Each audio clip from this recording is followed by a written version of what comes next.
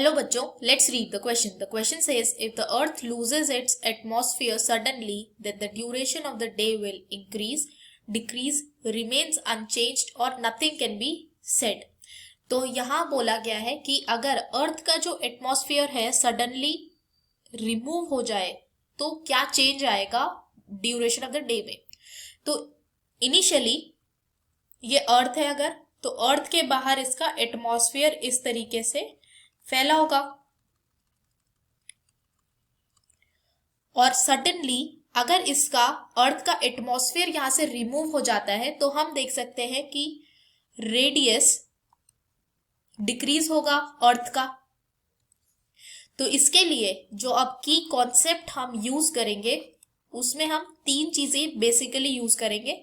First use करेंगे that moment of inertia, जिसे हम आई से डिनोट कर रहे हैं, that will be equal to 2/5 mr² for sphere. Earth एक स्फीयर हम कंसिडर कर सकते हैं तो उसके लिए जो मोमेंट ऑफ इनर्शिया होता है वो होता है 2/5 mr²। फर्स्ट चीज ये यूज करेंगे। सेकेंड यूज करेंगे दैट एंगुलर मोमेंटम, जिसे हम एल से डिनोट कर रहे हैं, that is equal to I into omega. और थर्ड चीज जो हम यूज करेंगे इसके लिए वो यूज करेंगे that time period is equal to 2π/ω। तो हमने अभी यहां देखा कि रेडियस डिक्रीज होगा एटमॉस्फेयर लूज करने पर। तो अगर रेडियस डिक्रीज होगा तो इस वजह से हम कह सकते हैं that I is directly proportional to r²। अगर रेडियस डिक्रीज होगा तो moment of inertia will decrease, moment of inertia will decrease. अब अगर यहां बोल रहे हैं हम कि मोमेंट ऑफ इनर्शिया डिक्रीज होगा तो हम यहां देख सकते हैं कि अर्थ में कोई भी एक्सटर्नल टॉर्क अप्लाइड नहीं हो रहा है। तो हम बोल सकते हैं दैट इफ नो एक्सटर्नल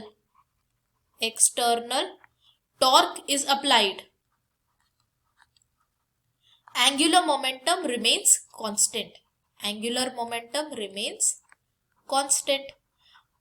तो अगर एंगुलर मोमेंटम कांस्टेंट है तो हम L is equal to I omega के थ्रू बोल सकते हैं that moment of inertia is inversely proportional to omega. अब मोमेंट ऑफ इनर्शिया हमने यहां देखा था कि ये डिक्रीज हो रहा है, तो अगर मोमेंट ऑफ इनर्शिया डिक्रीज होगा तो एंगुलर वेलोसिटी ये इंक्रीज होगी। तो हम यहां बोल सकते हैं दैट ओमेगा विल इंक्रीज, मतलब एंगुलर वेलोसिटी इंक्रीज होगी। अब थर्ड इक्वेशन के थ्रू हम देख सकते हैं that time period is inversely proportional to omega. अब अगर यहां देख रहे हैं कि एंगुलर वेलोसिटी इंक्रीज हो रही है तो टाइम पीरियड डिक्रीज होगा।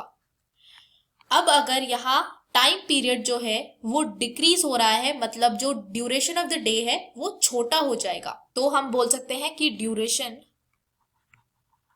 ड्यूरेशन ऑफ डे ये होगा decrease, duration of the day will decrease. तो जो हमारा करेक्ट ऑप्शन हो जाएगा वो हो जाएगा option 2, that duration of the day will decrease.